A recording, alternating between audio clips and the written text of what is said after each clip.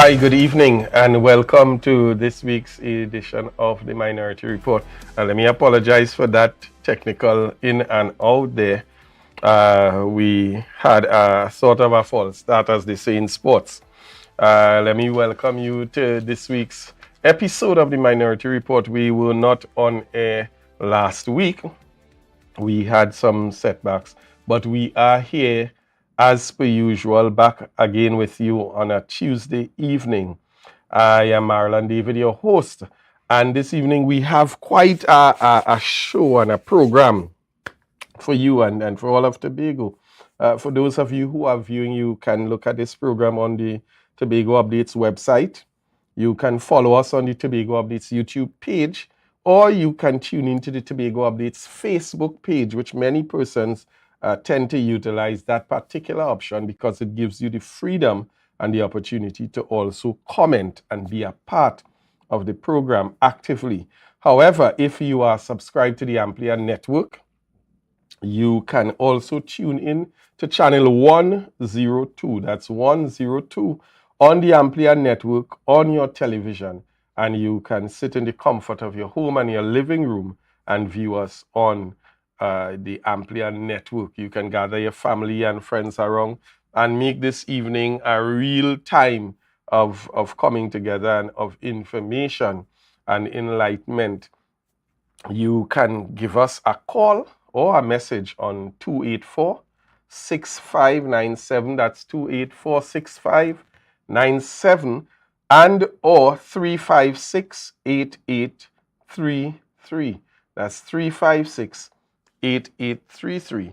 And we are open and willing to take your call. We're open and willing to take your messages and to ventilate, whether it's comments, whether it's issues that you want to air on the program, or you have a concern.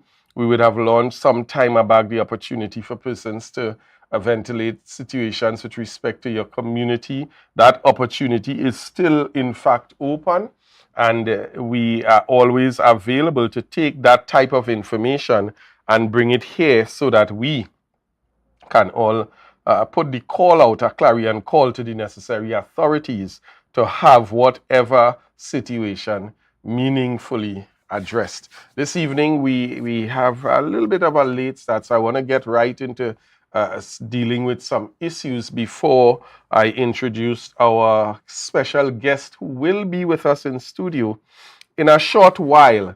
However, I want us to, at least in the first instance, be able to treat with some very, very significant and serious, as I think it is, issues that we have taking place right now in Tobago.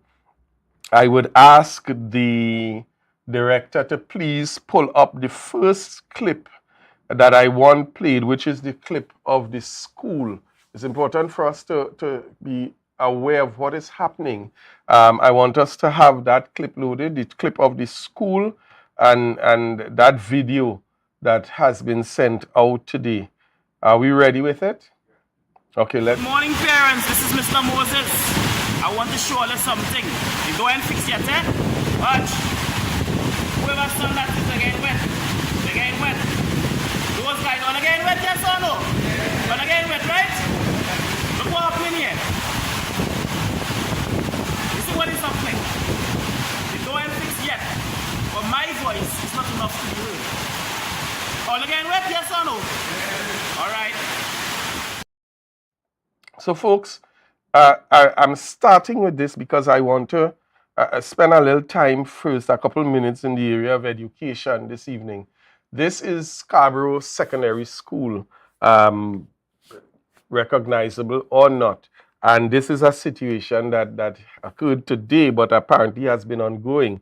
Now, this is on the heels of the Secretary of Education making public statements with respect to the extensive repairs and so on that has been carried out at the school, and now and from before in terms of last year.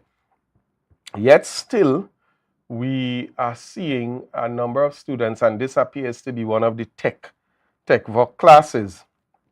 And I think that is a teacher and for the teacher to indicate who he is and to put a clip like this out, it's clearly a situation where he of himself has probably come to his wits' end and is totally fed up of the situation at the school as it exists in terms of the classes and so on. And if we look, we're seeing quite a heavy downpour of rain, and as would have been indicated by the teacher in interacting with the students, they are in fact getting wet and being inconvenienced by this.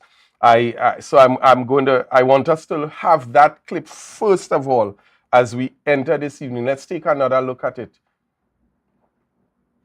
Let's go from the beginning. Look what happening here. Good morning, parents. This is Mr. Moses. I want to show you something. You go and fix your tech. Watch. Whoever son that is again wet. Again wet. Those guys on again wet, yes or no? On again wet, right? Look what happening here. You see what is happening? You go and fix yet. But my voice is not enough to do it. All again wet, yes or no? All right. This is, I mean, I don't even have words to describe what we are seeing here. Yet again, we have the secretary going there and making claims of extensive work being carried out in the school repair program in general, and then even more specifically with respect to Scarborough Secondary. And here it is at the first test that the school experiences, we have a situation where classes can't even be conducted. And according to the teacher, what he's saying is that that doorway has not been replaced or repaired. We're seeing just an open space. And again, we continue to see, and the questions continue to be raised. What is the Secretary of Education doing? What is the division doing? What has been where is the accountability for the funds that are being claimed to have been spent on the school repair program? And yet still, so far into the term, we are still seeing schools experiencing a negative impact with respect to their facilities and the students being inconvenienced, classes not being able to be carried on, teachers as well being inconvenienced. A couple of weeks ago, we would have had even the tutor rep here, and he himself would have said that their challenges and discussions are ongoing. And so we see clearly, yet again, another situation where what is being said and what is actually the case, what we are seeing happening at two different ends of the spectrum. And we continue to call on the division, on the secretary, to be accountable to the people of Tobago for what it is they are claiming to be doing in terms of whatever is spending, what is the school repair program, the budgets and so on that have been set aside for these things. Now I want us to move a bit forward. There is an incident this evening being ventilated in the space, the public domain right here in Tobago, where a group of students coming out of the Signal Hill Secondary School would have been the beneficiaries of a particular program or project, as it were. And they would have pulled themselves together, I believe, with the work of the school, the help of the school, whether it's the teachers or the principal and so on, however it goes. And this is information coming in primarily from a concerned parent. However, this is already circulating on social media. It's already out there in the news with respect to the disappointed parents about a trip that has been cancelled with the students who would have qualified for a particular event. Now, this event is called the Sunfest Finals. It's the Sunfest Finals, and it is being held, I believe, in Naparima Bowl in San Fernando. Signal Hill would have been the only school from Tobago to qualify for the event. And if my information is correct, and the parent would have sent. Again, this can be validated as the news unfolds. Tobago would have qualified in 3 of the categories: folk and traditional. I'm just calling some of the categories: local folk, interpretative solo, class 33 local folk, dance, classical dance, Afro dancers, modern dance, and so on. So we clearly seeing that this is a festival involving the arts and the creatives. And apparently Signal Hill Secondary was the only school in Tobago that would have qualified, and they would have gone ahead, as the case may be, and put things in place for the group of students. I think the group may have been 20 in all. They secured the purchase of tickets for a contingent of 20 persons. They had already arranged ground transportation while in Trinidad. They would have secured accommodation for 1 night in Trinidad. They would have purchased plane tickets for the entire contingent of 20 to return to Tobago. They would have already put things in place to arrange meals, and they would have already gotten the consent forms for all students signed by parents. However, students would have gathered at the port on the afternoon of the 7th of November, that is this afternoon, eager to depart on the ferry to represent not only their school, but the island of Tobago, and seeing that they were the only school to have qualified. At the point of time when they were getting ready to board the vessel, they were told that the school supervisor at education informed the theater arts teacher that their departure about their departure, that the trip has not been approved due to a lack of some missing documents. Now, the information, and again, we don't just want to always to go on hearsay, but the fact is that the students were gathered at the port. The fact is that as far as they are saying that they would have put the necessary things in place to have the approvals, the parents would have already signed off on the consent forms and that kind of thing. And what we want is clarity on this particular issue. Here we have a contingent of 20 persons from Tobago, eager students, and I mean, we all know how students are on situations like this, eager, excited to go down to Trinidad to represent not just Signal Hill, but Tobago on a whole in the area of arts. And let me take us back a bit. I'm not certain if it's the same teacher, but I believe one of the students or 2 from Signal Hill would have won that particular award at CSEC level in the Caribbean for being outstanding with respect to theater arts. And I know for a fact that Tobago has been, Signal Hill has been doing exceptional at that level with respect to the creatives. So here we have the group of students excited to go down to Trinidad, having put together what they believe were the necessary documents and so on. What we are calling for is clarity on this issue. We want the school supervisor, we want the secretary, somebody from the division to speak out on this issue, because money would have been spent. Persons would have already had expectations. Students would have practiced and been reared up and ready to go to compete.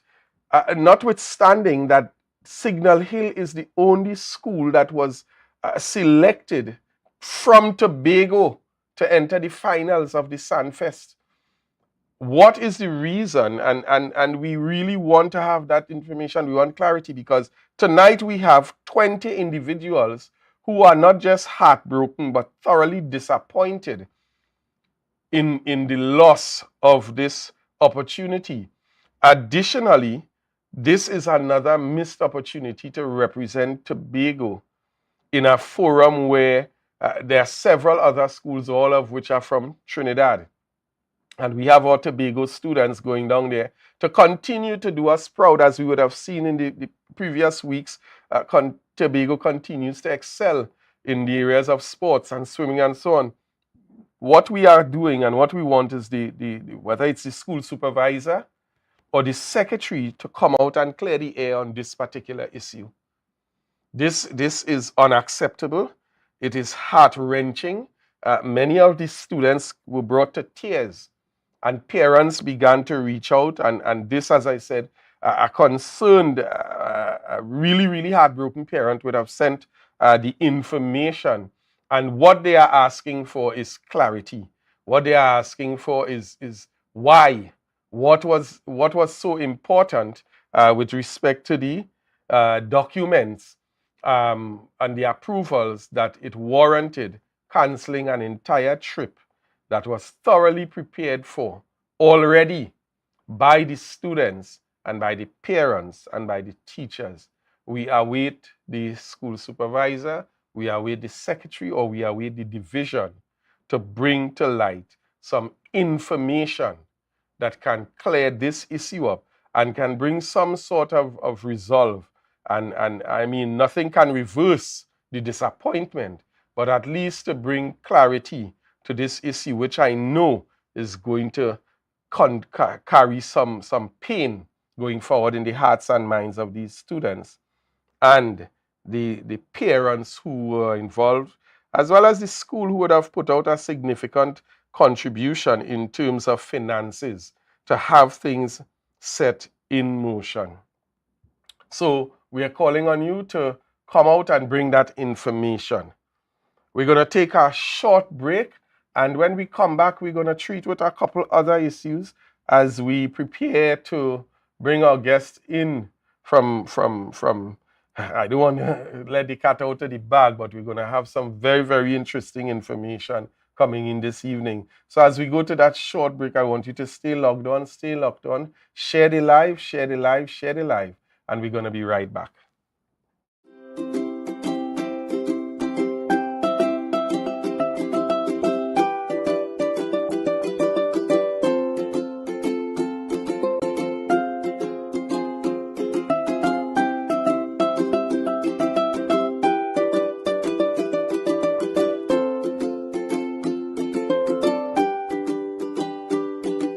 The Division of Settlements, Public Utilities and Rural Development has relocated its Crown Point office to Glen Road in Scarborough to better serve you, our clients. Our main office is located at the corner of Glen Road and Glen Road Branch number 1, the building formerly occupied by Costa. Our Grant and Electrical Inspectorate services can be accessed at number 2 Montessori Drive in Glen Road, building 1 and 2.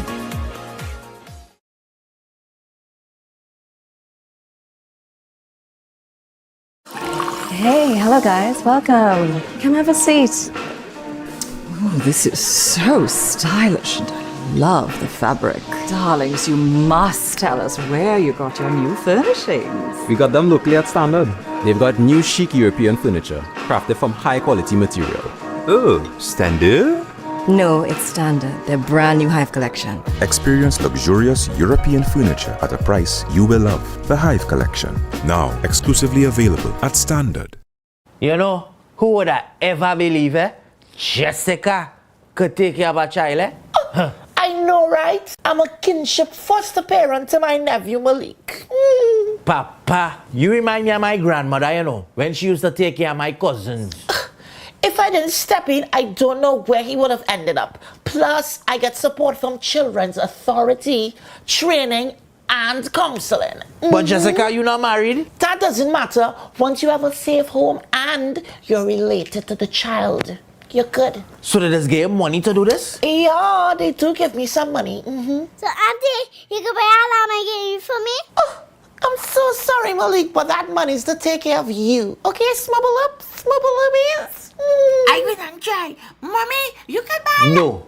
Wait, I didn't even finish my sentence. About Lamborghini, you could get lamb stew for lunch. Auntie Jessica could only come when you come in, because all them does do is talk people business. Malakay Emily call it going on the bed. But Mommy, the boy don't even live here. Yeah, go to your bunkers. What? Bunkers? Where's that? I think I'm getting pretty good at this.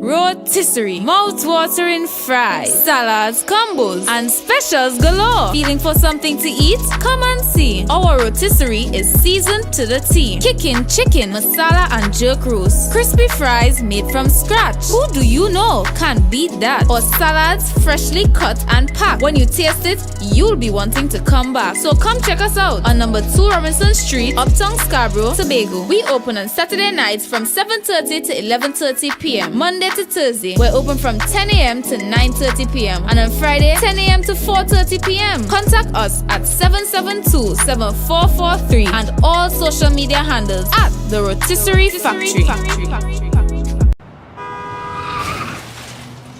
Everybody only worrying. Never ever worry. Don't mind how things looking hard. I tell them never ever worry. If your nice car get damaged bad, I tell them never ever worry. What I'm saying is true. So just consider Tatil is always right here for you. I tell them never ever worry. Don't mind if life make you sad. I tell them never ever worry. If your house get flooded out real bad, I tell them never ever worry. What I'm saying is true. So just consider Tatil is always right here for you. I tell them never ever worry. If sickness catch you off guard, I tell them never ever worry. If times fall on you real hard, I tell them never ever worry. What I'm saying is true. So just consider Tatil will always be here for you. Never worry about a thing. Tatil, where people are people. You know what I mean.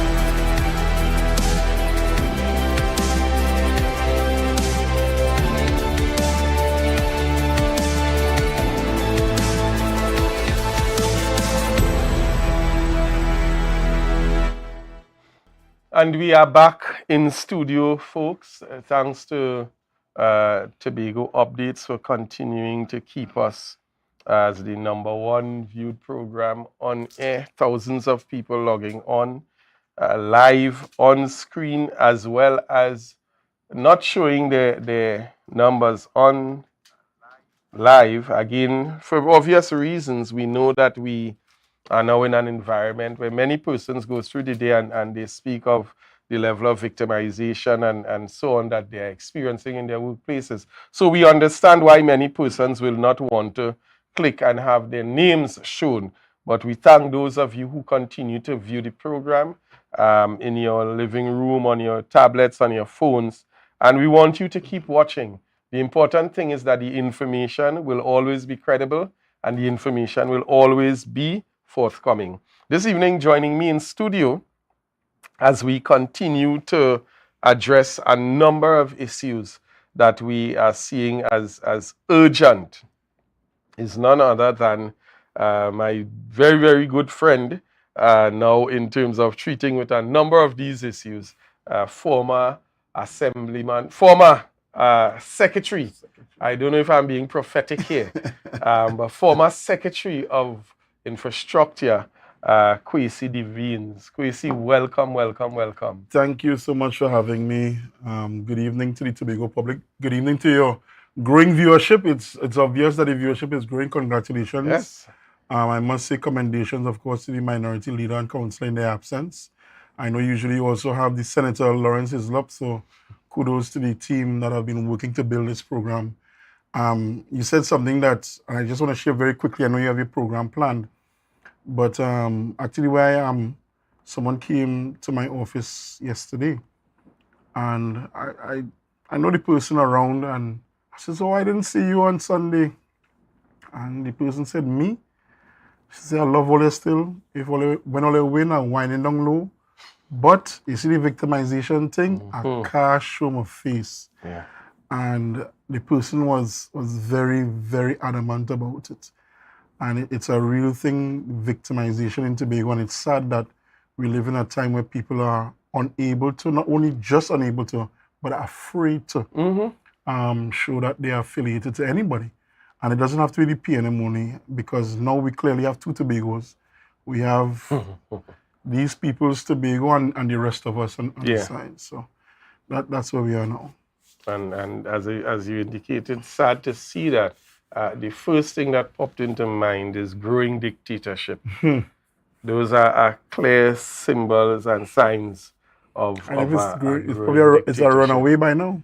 Well, a couple shows back, I aligned it to the book and the movie Animal Farm. Yes, definitely. I've always said that from the start. We continue to see it unfolding as Napoleon gets stronger and stronger. So, Kwesi, we're going to head right into it. We're treating with some of the issues because it's important for us to ventilate these things, and Tobagonians can see what is happening, and they can see what the minority leader has been saying from January 2022 coming forward. The minority council as well, a number of the warnings that were put out there, and many persons would have objected, but now many persons are just silent and looking on. I want the director to pull up a clip. We have the World Travel Market taking place presently, and we have a contingent from Tobago out there, including the Chief Secretary himself, and I think probably the Chief Administrator. I'm not too sure. We may get some photos of that. But there's something that the Secretary, our Secretary of Tourism, would have said on an interview, and I want us to just pull that up quickly and treat with it before we move on to other matters. So in terms of our Tobago tourism product, we've had the opportunity to kind of look at what everybody else was doing, to see how successful they have been, and to see where we can now stand out. Every Caribbean island has sun, sand, and sea. What we don't have in Tobago are all-inclusive resorts, the true definition of what all-inclusive is. So in Tobago, we're trying to redefine all-inclusive. We become a destination that could welcome anybody from anywhere in the world, regardless of what your challenges might be. And we believe that the thing that works for us is being able to embrace everyone, being able to open our doors and welcome everyone from wherever they are and show them Tobago love. And that's what we're exuding. All Tobago love, all the time. So I want us very quickly to examine some of the things that she said. One, and this is where I would highlight, and Kwesi, I'll pass the baton over to you in terms of addressing the issue of what would have led to this. But she said that the problem with Tobago is that we don't have any all-inclusive hotels, or we don't have all-inclusive packages. I always try to be fair. So I did the due diligence of calling around and speaking to a couple of hotels today. To my surprise, many of the hotels do in fact offer all-inclusive packages. And this is our Secretary of Tourism. What is worse is that she said that they are in the process of redefining what is all-inclusive. What it means. Let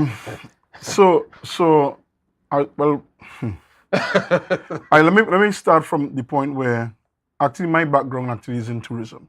It's my area that I studied. I lectured in tourism for some time at THTI, tourism marketing, product development, you name it. I had the opportunity to delve into it. And there are a couple unfortunate things about what the Secretary is saying, but again, because she is clueless, she would continue to make utterances like that.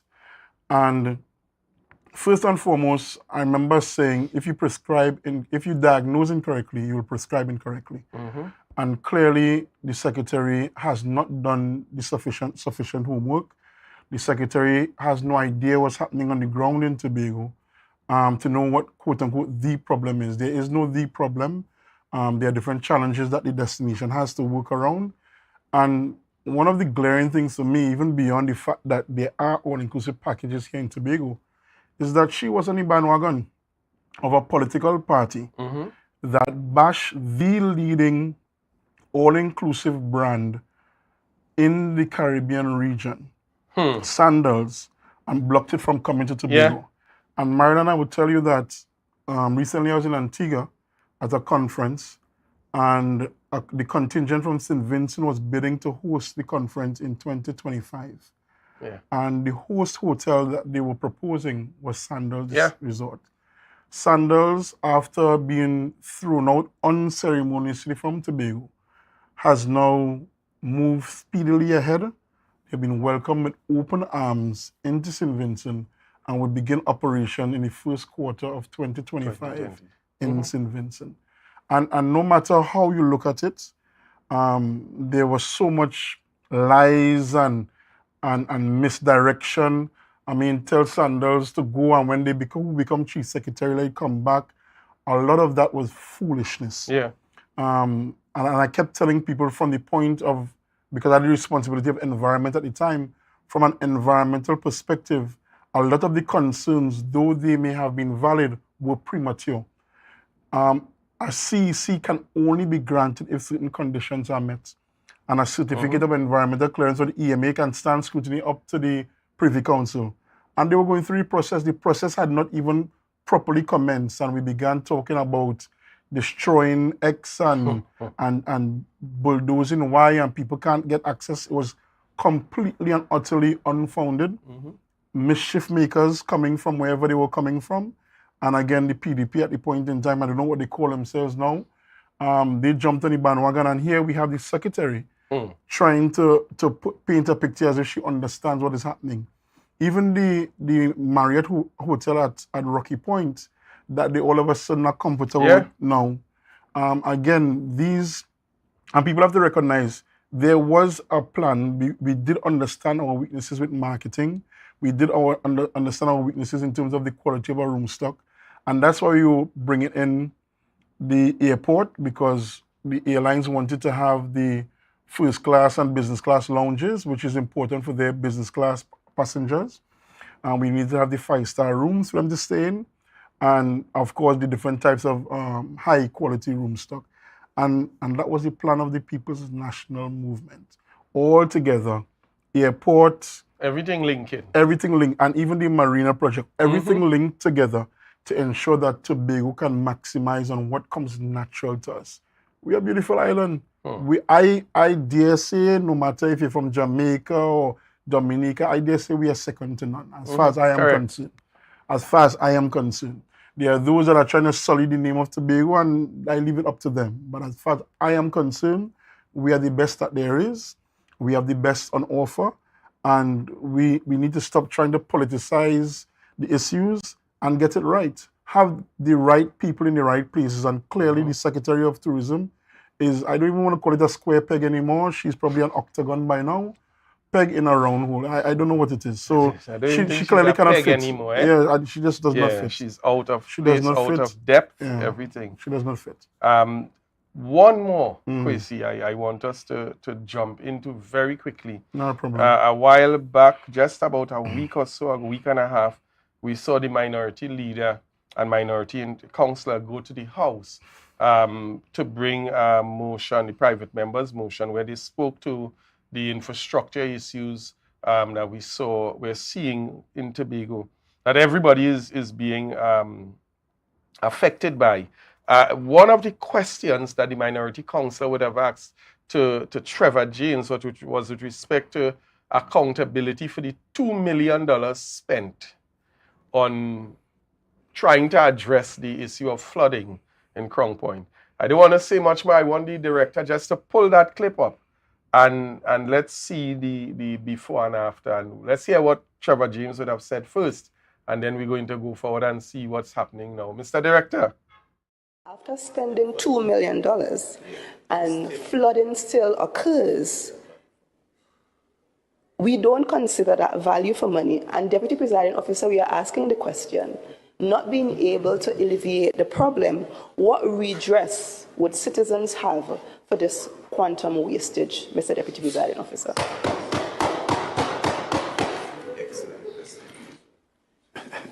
Mr. Deputy Presiding Officer, you know, I come to this house time and time and time again, and it is like we are unaware of the meaning of basic things.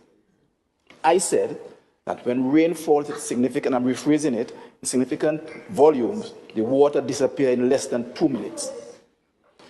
Remember, the member is suggesting that 2 minutes is flooding. And maybe we need to define flooding.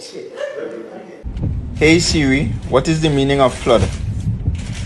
As a noun, flood means an overflow of a large amount of water beyond its normal limits, especially over waters normally dry land. Do you want to hear the next one? Nope. The people of Canaan, Crown Point, Bonaccord are elated. Yeah, team boy, you see the pressure down Crown Point here? Hey, pressure like sandwich.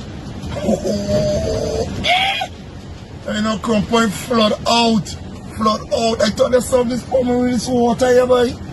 What's going on here? What's going on here? Watch. Drop low, man. Do not, and I repeat, do not pass down here. What's going on? The people of Tobago have been waiting for this solution for 2 decades, and we have come and we have provided a solution that works.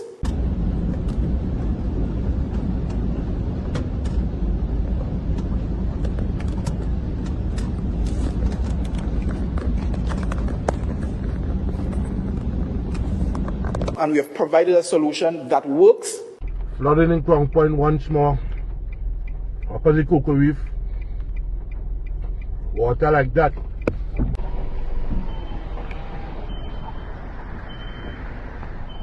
The money is expended to date, $1,918,400. Wow.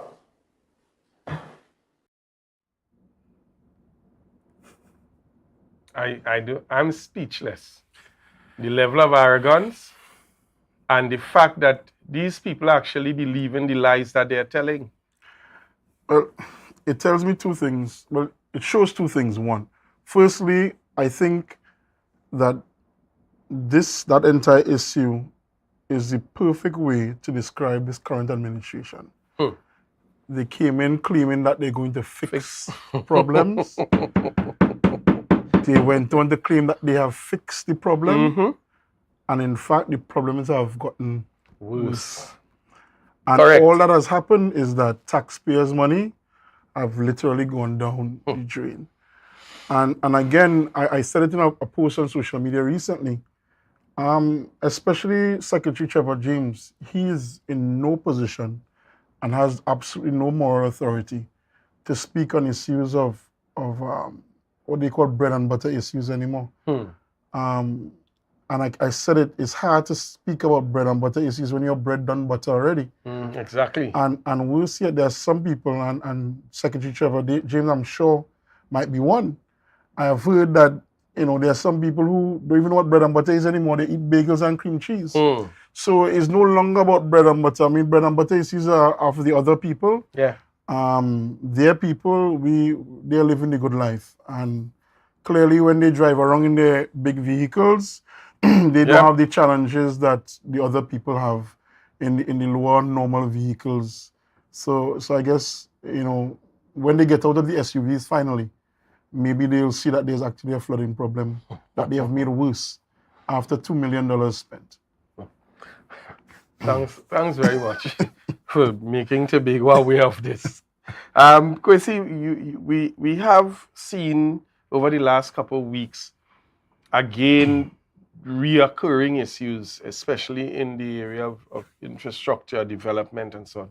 We've just come out of some time in terms of budget and budget reading, budget debating and so on. And there are a number of claims circulated in the public domain by the administration, by the Chief Secretary himself, trying to convince Tobagonians that Tobago is not getting enough money in terms of its budgetary allocation, that because of Trinidad, the administration's hands are tied with respect to developing Tobago as an island, because of not receiving allocations on time from central government. They can't afford to pay workers on time, and this sometimes extends to 3 and 4 fortnights. You sat in this seat as Secretary of Infrastructure. You sat in the House as a leader of Assembly Business, and so there would have been a wide cross-section of responsibilities that you would have held. Take us through some of these issues, and I want us to touch firstly on what was able to be achieved and point to note with less allocation during your tenure. And thank you for that point of departure, Marilyn. I really want to touch on some core issues. And I remember looking at this very station sometime recently, and the secretary was speaking about the fact that when you're on the outside, it's easy to talk, but when you're on the inside, you get to realize what the challenges are.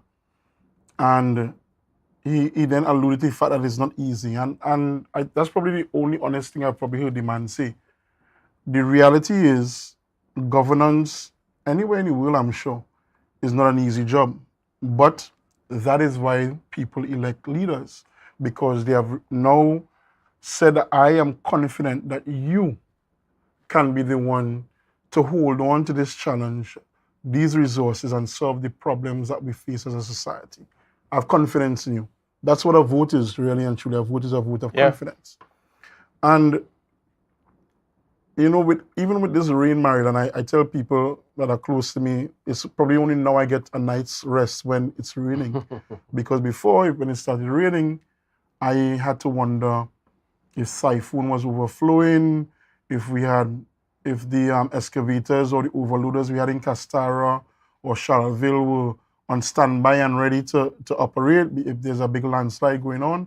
I had to think about all of these things. Yeah. But the thing that plagued me the most out of all of the development issues was always paying workers and paying them on time. And I do want to get into the allocation issue to debunk a lot of the lies, but the first thing I would always say that getting into office in 2017, that there was a challenge paying people on time. And there were different, I'm not going to be like the Secretary of Tourism and say that there was one cause. There were many different causes. And what we did as a leadership team, and I never saw myself as a one-person secretary and saying, I have to do anything. I work with the assistant secretary, the advisors, the administrator, everyone. And we identified all of the challenges when it came to paying persons. Some of them were training issues, some of them were personnel issues, some of them could have been funding issues as well. And we addressed each and every one. And we had gotten to the place, Marilyn, where in the division of works, people being paid late was a thing of the past. We had become so, I had become so hard line on the issue that I remember once during COVID, workers were going to be paid late. And I'm not talking about 2 fortnights late or 3 fortnights late. I'm talking about 3 or 4 days late. And the workers at the time were practically drawing straws to see who would be the one to break the bad news to the secretary, because they understood that it was not something I would be pleased about in any way. Because I had dedicated even members of my personal staff to work with IT, to work with accounts, everyone. So at any given time, Marilyn, I can tell you, if it is to get this warrant, to get people paid on time, this warrant needs to be in front of Marilyn by Tuesday at 9 a.m. We were able to know for sure where is the warrant. And if the warrant was going to be late, Marilyn, the warrant is going to be late. It means now you have less time to deal with the warrant. We now plan for Marlon to have overtime because he might have to work overtime. It took leadership. And instead of jumping on a plane, whether private or commercial, flying all over the place, all I'm asking the secretary to do, the goodly secretary to do, before we get into all of the other infrastructure issues, because this one is the one that burns and bothers me the most. Yeah. Take the time to lead your team to ensure that people are paid and paid on time. It is not an impossible task to do. We did it for many years under my stewardship. It got to the place, Maryland, where I remember people came to me and saying, well, Sec, we're not getting paid on time. I thought they said we're not getting, that's a thing in the past. And when I started looking into it, the team was actually being paid too early. So some people had money in the bank and were spending money and not knowing that the pay already hit the bank. So people were being paid sometimes a day or two too early. We had gotten to that point of efficiency. Where we were paying people too early. So sometimes when they said Sec, we might be a little late. Actually, late was actually going to be on time, actually on the day. And it's because, again, on the onset, there were some issues with checkers, we trained the checkers. There were some issues with IT, we dealt with the IT issues. There were some issues with personnel in accounts, we dealt with the personnel issues. All of the challenges, everybody around the table, and everybody recognized that they had a part to play, and they understood the role. And I know I hear people blame public servants, and yes, there are times when public servants can be errant. As a matter of fact, I can recall a former PDP candidate's spouse, and this is the irony of it all. The spouse of this candidate was one of the most errant public servants I'd ever come across. As a matter of fact, the person was trying to extort money from persons to make sure that the pay sheet was pushed through. The person was hiding pay sheets and that type of thing. And we got to the bottom of it, and we dealt with it from the public service point of view. The person was disciplined, and as a matter of fact, my information is that the person is no longer employed within the public service.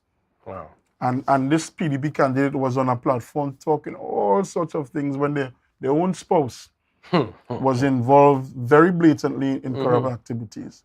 But I don't know if you've have the PowerPoint or the information I sent. Yeah. I really want to delve into the allocation that the THA has been given, the total allocation in the first instance. And I want to go back as far back as the fiscal 2017, which of course is when I would have gotten into office in January 2017. So it was on the going into the last quarter, the last 2 quarters of fiscal 2017. So I'll ask the director to pull up that document that I would have shared with you earlier. And the numbers don't lie, Marilyn. And what the numbers show, as a matter of fact, and you will see, while I was Secretary of Infrastructure between 2017 and 2021, you notice a generally declining overall allocation to the Tobago House of Assembly. Yeah. Yeah. Again, I came in on the back end of 2017. So the highest allocation we dealt with, because I can't say we dealt with 2.35 billion, we dealt with 2.28 billion. And we went as low as $2.13 billion. We're looking now at a situation going into 2024 where this assembly has $2.59 billion to play with. And this last fiscal year, they had $2.52 billion. What is also instructive is that because of the financial crunch at one point in time, the Tobago House of Assembly unfortunately did not receive its allocation on a quarterly basis, as is directed by law. This is something that we had to deal with. And so we were dealing with finances coming in on a month-to-month basis. This administration now has been allocated more funds, and they also receive it quarterly. Because the Chief Secretary has boasted about it, that he don't like the money to slip out, and he's got the money on a quarterly basis. So not only do they have more money, their cash flow is better than when we were in office. And of course, people wonder, so then if they have more money and they have a better cash flow, then what is the problem, and how, and what is it that the PNM did that was so different. And I would tell you, and I want us to look at even the development allocation, because the Chief Secretary spoke about it recently, because he made it seem as if it's brand new, that the development allocation is not the grand allocation that they wish it to be. I don't know if the director could pull it up so that we could see it as well. Let's pull back up the document. Yeah, I think the next slide. Yeah. The next slide should have it. And in fact, in 2020, there was what we see like a spike in the development allocation. This was for recurrent. No, that's recurrent. So yeah, so let's just look at the pull up recurrent the 1 second. Okay. Let's just look at the recurrent. So again, we're looking at just the recurrent here now. So you're seeing again that on the recurrent side, this administration is living large. That looks like they're Way going up. to the top of Mount Everest at this Yeah, point in yeah. time. Yeah, that looks like they're going to the top of Mount Everest compared to when we demitted office in 2021 at 1.92 billion. Yeah. And again, the picture is being painted that PNM wicked and PNM spiteful. Look at 2018 Maryland, where the recurrent expenditure of the Tobago House of Assembly was $1.86 billion in 2018. Under a PNM government, insurance central government, PNM in Tobago. But at the time, the overall budget as well had started being contracted. They were contracting because oil prices at the time were not looking good. And we understood the global context, we understood the national context, and we worked with it. If we could see now what the development allocation is. Let's go to the next slide. So development again, between 2018 and 2019, there was what looks like a spike there, but what happened there, if you would recall, is when we started work to get the relocation of the residents to the airport relocation project. So we had gotten some money to start a deal with that. So that's what that spike looked like. But again, if you take it in the general context, although there was a spike there was also a consummate drop. Serious decline in 2018. So this rise in development didn't mean an overall rise per se. We still were down. And again, if you look at it in 2021, where we're down as much as $200 million. Yeah. Compared to 2023, where this administration received a whopping $300 million. And you see, someone made a joke with me on Sunday that, Kwesi, when you left the office, you didn't leave the money stretcher. Because, and I want people to see what the Division of Infrastructure had. It should be the next slide as well. Next slide. What the Division of Infrastructure had to deal with. And I would use that as my point of departure. So in 2019, well, let's go from 2018 to 2019, right? So basically this covers my term of office. And you would see that we capped over $63 million in 2019. Now, 2019, Marilyn, in context, and I want to pull out 2019 because 2019 is basically 2 years after we got into office. Yeah. We are basically at the 2-year mark. So that's basically a halfway mark at that point in time. Maryland, in 2019, the Division of Infrastructure under the PNM administration, under my stewardship, by 2019, we had already completed the Lambo River Bridge.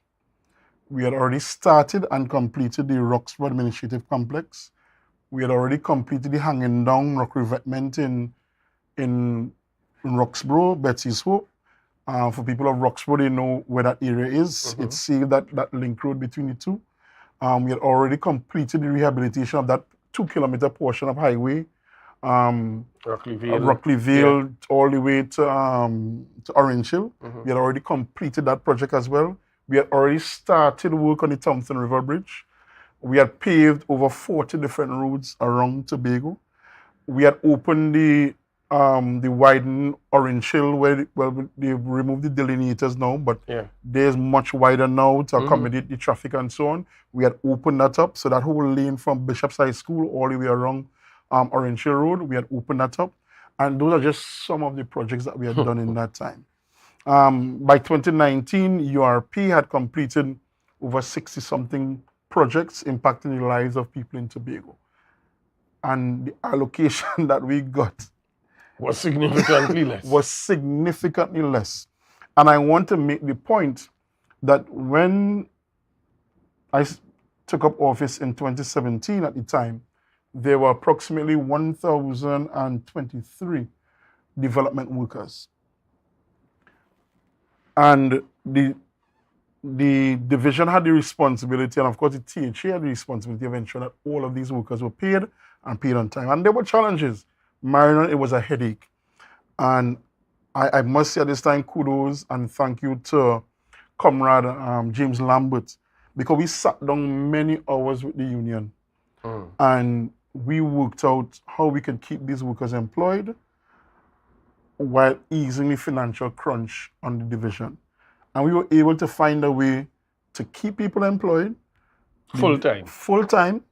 There was no 10 on, 10 No off. 10 on, 10 off. No 5 on, 5 off. Nothing fancy like that. Yeah. We kept people fully engaged.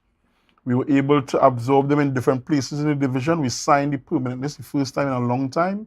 We were able to, the union and management was able to agree long enough for us to sign the permanent list. We were able to sign the permanent list, and the development cadre dropped from 1,023 to just over 600. So I'm saying that to put in the context that by 2019, the development cadre had dropped. So we now have less workers to pay, but we still paid them and paid them on time. We had less money, but we still paid them and we paid them on time.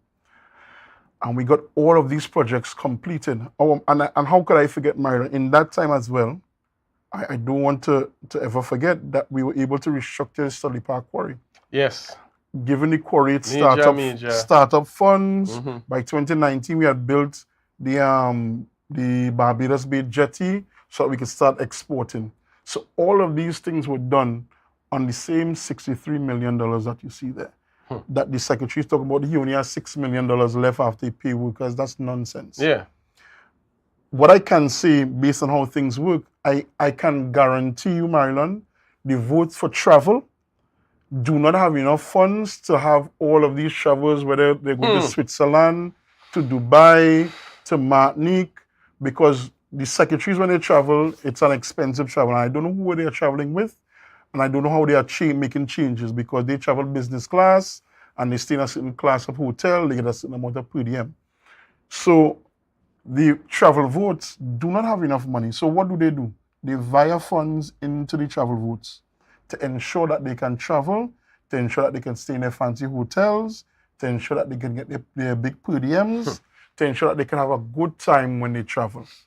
Because that is the priority. And you're seeing it now, they're out at WTM and they're claiming that is important. They're trying to justify why it's important, but the reality is you don't need such a large contingent at WTM. You don't. But the priority is travel. So if it is you prioritize travel, you're going to make sure that travel has the money. Exactly.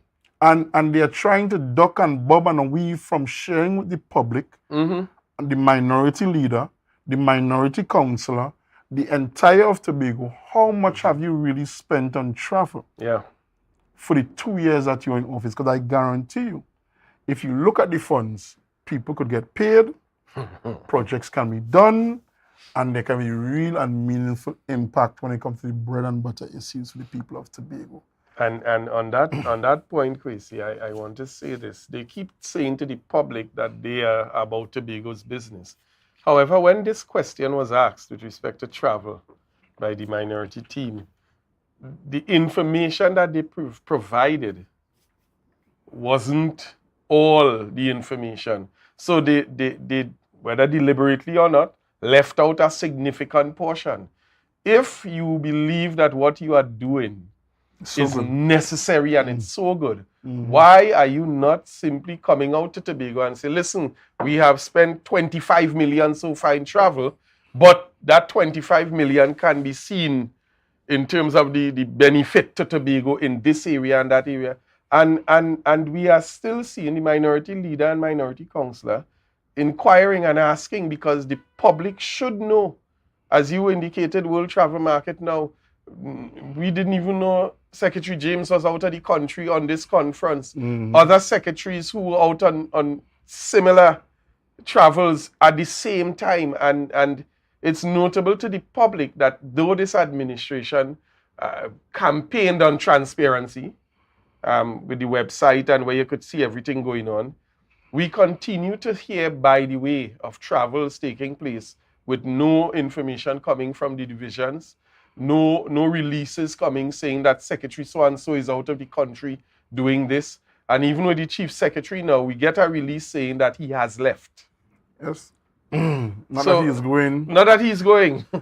No, it's a sad state of affairs, and I know, and I am not even, again, this is not even about what I did versus what somebody else did and what they're not doing or doing. The fact is Tobago is not seeing that $300 million that we receive for development funding, where we saw where $2 million of it went down the drain in Crown Point. Where's the other $298 million? Yep. And we want to know, we want to see it, we want to know that things are happening. And in reality, one of the things that I remember fighting for with former Chief Secretary Kelvin Charles at the time, we were fighting for Tobago content in all national projects. We were fighting to the point of, initially they wanted to have, I think, 10 or 15%, and we said nothing less than 25 or 30%. We were fighting for Tobagonians to ensure that they got work. We went as far as saying, listen, let's start partnerships so that people can now partner. So you saw partnering of local contractors with other contractors on bigger projects at the fire station and some of the bridge projects that we build capacity here in Tobago. And we build capacity to get the job done so that we can use local content and that we can ensure that there's money in the pockets of Tobagonians, food on the table of Tobagonians, books in the backpacks of the children of Tobagonians. But now what we have is sufferation and more. Because we have now blacklisted and blackballed our local contractors. If local contractors do get anything, it's the breadcrumbs or the half of the breadcrumb that you leave behind. I've had people come to me saying that they have gone as far as Trinidad to beg for contracts in Tobago. They have to beg somebody in Trinidad for a contract in Tobago, and that is a sub. And that is what is happening. And that has come from more than one source that has come to me to say that they've had to beg people in Trinidad, and they say, well, you know how we just do it. And that's how the contractor in Trinidad is talking, you know how we just do it. So it's a sad state of affairs. I just want Tobagonians to understand very clearly that, one, there's no Trinidad versus Tobago, no P&M bad mind in Trinidad versus anybody in Tobago. What you see is very, very clearly is almost as if it's almost favoritism. Because I can tell you, Marilyn, if it is we got $300 million in development funding, the team that I worked with, I'm sure Tobagonians would be able to see, feel, touch, and probably even taste what the benefits were of that $300 million. Instead, we have a situation now where we really wondering 2 years later what has happened. And I mean, after people clamored up and down, I see they finally started to do some repairs on the boardwalk in Scarborough. Yeah, the boardwalk. Yeah, a plaster. Facebook administration. So, and I mean, there are other issues that I wouldn't even get into, but I know that there are other issues in the substructure of that they need to deal with that I'm sure they haven't dealt with. Because I saw the work that they were doing on a daily basis. So they really need just I don't even know if it's buckle down anymore, because 2 years later is more than enough time. And I'm just shared with you, Marilyn, just a snapshot of the thing that the Division of Works was able to achieve in my first 2 years. And again, you could argue that I don't have an engineering background. My background is tourism, as I said. The background I did have is some leadership background, yes. And I did have a team that was willing to work and understood what work was about. And that's the difference. We understood what people needed and what needed to be done. And of course, to do it transparently at all times. Because one of the things that I was able to boast about, I remember going up to 2019 in particular, was how much savings we had made and accrued on a lot of these projects compared to the engineers' estimates. Now we have ballooning engineers' estimates here and projects that are going beyond the engineers' estimates in many cases. So, I mean, I don't know. I shudder to think, I'm not trying to understand what they are doing, but what I can say clearly what they are not doing is seeing about the issues of Tobago and seeing about the real things that need to be done so that people can feel like somebody cares about them. And I think when you talk about the people in lowlands and oil fields that are coming to me and ask Kwesi what really happened. What really happened was there was a contractor paving the road that was stopped, and they have not ever resumed the work with the contractor to get the road done. In the meantime, people are dropping into car coffins, car grave sites, gravesite for cars down there. I mean, so there are some roads now that you wonder why be so wicked and bad, man. I'm seeing some landslides that are threatening to break away entire roads going through Idlewild, for example.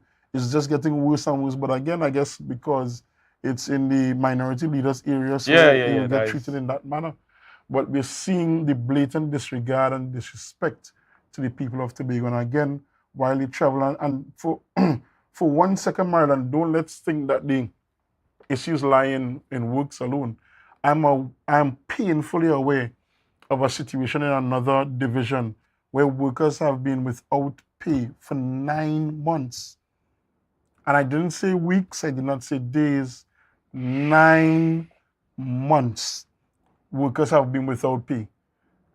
9, and try to process that, man. That's 9 almost months, you're saying? 1 year. And I mean, I know you all went through your challenges as well in the office of the minority leader. Yeah. But 9 months without being paid and still showing up to work. 9 months.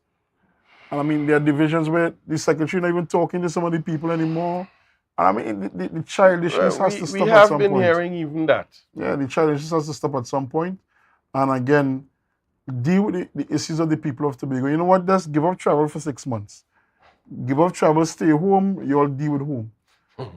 And I think those are the key things that we need to deal with. I want to just touch on something that when you spoke with respect to in your 2-year stint, because we're looking at a 2-year range here now. This administration has been in office for just about 2 years. We've seen Tobago grind completely to a halt in terms of development, in terms of advancement, in terms of education. We're seeing students all over who some were put out of their dorms and their tuition and so on, not being paid. We're seeing in the area of health, a number of ambulances non-functional, agriculture, nothing taking place really. Thank God for central government and the Ministry of Agriculture, where farmers now have the opportunity to get the grants. And a number of them would have benefited from those 100,000 grants. We had the minister here on the show explaining, and that door is still open. But nothing happening in agriculture, nothing happening in terms of community development. I want to correct you 1 second there, because at TADCO, you will recall that they did have that $100,000 All Fours. Under the PNM? Yeah. No, the TADCO's All Fours tournament. Oh. No. That you mean All Fours, not grants? Yeah, no, All Fours. That was an opportunity to win $100,000. To win $100,000 under TADCO. And we see all this happening, and a number of persons, and we heard the MP for Tobago East echo it on Sunday night in her presentation as well. This term, feeling the pain, a number of Tobagonians are feeling the pain. Persons who are even employed are feeling the significant strain, because even though you're working, then there's a significant number of the population who aren't, and services are now being escalated in terms of pricing. A man pricing higher for his goods now because he's trying now to keep up. All the work that he would have indicated you all were able to accomplish in 2 years. That was with local workforce? It was primarily local. I mean, so Tobagonians were benefited. And I keep saying the construction sector, and I remember learning this in my tourism studies a long time ago. Two key indicators of the economic health of any country: the tourism sector and the construction sector. Yeah. if you see construction grinding to a halt, you know that the economy is bad. If you don't see people traveling and so on, the economy is, not good. So when you look at the construction sector in Tobago and the fact that nothing is happening, plants have closed down, and you see the thinking is, it seems from this administration that they are suffering the P&M contractors.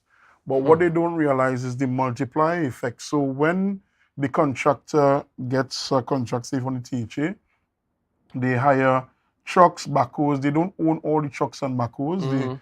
They have to lease the trucks and backhoes from someone, rent them from somebody else. The person who owns the trucks and the backhoe, they don't drive the backhoes or trucks themselves. More than often, they hire a driver to get that done, or they might have a loader as well. They have people working on the plants. They have the accountants in the office, HR people in the offices. All of these things, the hardware stores benefit as well. When it is these people make their money, they have to go to a shop to buy something because they have to carry home food for their families. Yeah. So all of these Ripple things, effect. the ripple effects, and it knocks on all around. And I mean, Marlon, I don't know, and I'm sure you're bombarded, but the voice notes are getting to be so painful. I was talking to a good friend of mine. I always say I learn with a lot of older people because you learn so much. And he called me and he sounded exasperated. And he said, I just came from the bank and a woman came out crying. And this was just before the term opened. And he said the woman was crying because she did not get paid and did not know how she was going to get books for her children. And we've dealt with already hearing about when they sent home the CPEP workers right before people got book lists for the new term. Yeah. And I'm hearing a mother of two crying to me about it, that she didn't know how she would buy books for her children now. And these are the real situations that people are talking about. People are fearful to even speak up. Some people are fearful to even ask for their pay. Yeah. Because they think if they do that and they raise a hornet's nest, then they'll be victimized and they'll be sent home. You saw where a young man was unceremoniously sent home by the Secretary of Health. A recommendation, and it's something that I would have never done as a secretary, because there was a recommendation from the senior HR person writing to the administrator saying that this person had a good appraisal, this position is needed, this person has met all the criteria. Wrote to the administrator after consulting with the HR person, writes a minute to the secretary saying, well, secretary, this person meets the criteria, good appraisal, they're already working, because mind you, he was already working, but without a contract. He had gone on holidays, returned to work. And we are now recommending that we take this into consideration and we give him a 3-year engagement, which was the standard practice. And the secretary basically says, no, go home. You have 1 month's notice, go home. Go for no good reason other than she knows that this gentleman is a supporter of the PNM. Yeah. Yeah.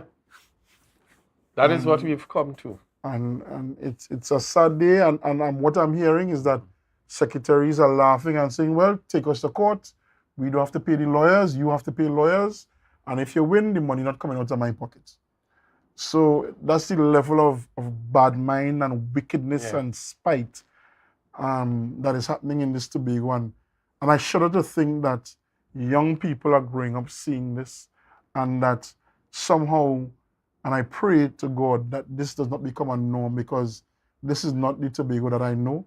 Whether I'm in office or not, I would hope and would have hope that there would be a Tobago for all. Yeah. Because we're too small for this. We're too small for this, and it's sad. What I can say, and I'm glad that you went in the direction that you did in terms of persons who have been unceremoniously sent home, persons whose contracts have not been renewed, persons who they've actually become the laughing stock. What I would say, and I'm putting this out there to whether the secretary or whoever is responsible for those decisions, that their day is coming.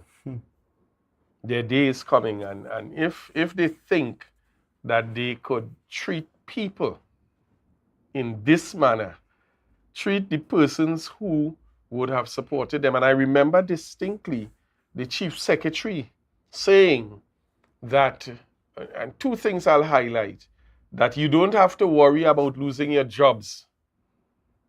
And the contracts as well. And you don't have to worry about losing your contracts. Incidentally, the bottle fell at the same time, so it was a clear indication that he was lying. And the other thing that he said that I want to point out before we start wrapping up is that when the election is over, we will take off our PDP or political robes and put on our Tobago robes and govern for everyone. I know that Tobago is watching, and Tobagonians have not seen that type of governance. No. The very few who benefit are the ones who speak the loudest. But the majority, and I want to encourage Tobago this evening, continue to watch, continue to take notes, continue to pay attention, because the day of reckoning will come. And when that day comes, all who have been affected by this administration's acts will have the opportunity to stand up and say to them that we reject that type of leadership, we reject that type of governance. And we heard Vanas James say, and I like that statement, we fired an administration who was performing better than the one that we hired. Kwesi. Well, and there's something else that the now Chief Secretary said before getting into office, when he was trying to politicize the issue of late pay, when he said, don't blame the public servants, blame the liar politicians on them. And I guess fate has a sense of humor, because now the Chief Secretary is the one who is widely, and I mean, I just came from an All Fours tournament where people are openly referring to the Chief Secretary as liar. And I mean, it's a sad state of affairs, because for me, I always try to give respect where respect is due. Yeah. Because that's how I was growing up. But to hear people openly referring to the Chief Secretary as liar and to certain secretaries as wicked and don't care about nobody, and the list goes on and on. And I mean, as you said, moon around, but they still a catch a man. Exactly. And the day of reckoning will come. Yeah. And for me personally, it doesn't have anything to do with me or the PNM for that matter. I mean, the PNM is always willing and there to serve. Yes. Especially having learned from our challenges or failures and so on. We've learned from those things and we'll continue to grow. But the issue that will be at hand at the point in time is, do we want more of this? And I think the resounding answer from the people of Tobago will be no. No. And as long as you want to vote no, you know exactly what you have to do. And as long as the answer is no, you know exactly what you have to do. But I think at this point in time, we strongly have to continue rejecting this kind of behavior. I really feel for persons who are afraid to even speak up, speak up for their rights, speak up for their own pay. I feel badly for the people who are on the verge of losing their homes.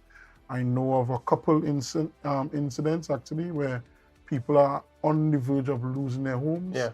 I feel sorry when I saw these rains, the people in URP, because we had started constructing some new office spaces, but the new lords of URP have now taken up those spaces, and the underlings are now left in offices that are being flooded out. Yeah. So I feel sorry for the people in the offices as well, because I get the complaints about how low staff morale is. I saw a post that from the Division of Works where someone said, well, the secretary and PS of 3 fortnights, but want us to come out that cool effect. And these are the things that people are saying, that they know they have to go to work because they need to pay their bills, but they wish they didn't have to. And that type of toxic environment cannot be good for anybody. And it certainly is not good for Tobago. And I personally look forward to the day when Tobagonians rally together to reject this administration, because God willing, and the Lord, the good Lord is watching.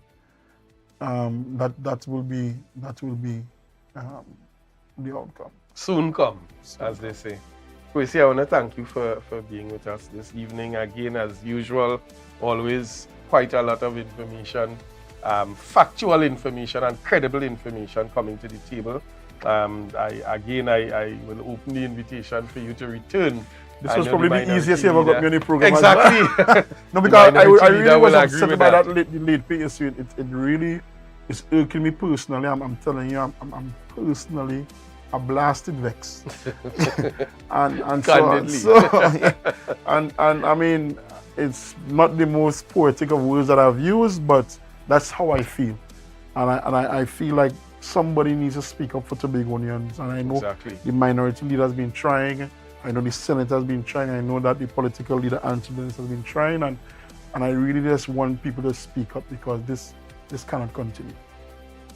Very, very well said. Wonderful closing remarks. So, folks, we continue to do what we are responsible for, what we have promised you that we will do to continue to hold this administration accountable and continue to present the facts with credible information, documentation, and proof that you can take to the bank. I'm Marilyn David, and thank you for watching with us this evening, and we look forward to seeing you next Tuesday. We're going to go out with a couple photos because we know the motion that the minority leader would have brought in the House with respect to infrastructure was a very, very serious one. We want you to take a look at some of the issues that exist in the roadways around Tobago. Have a great night.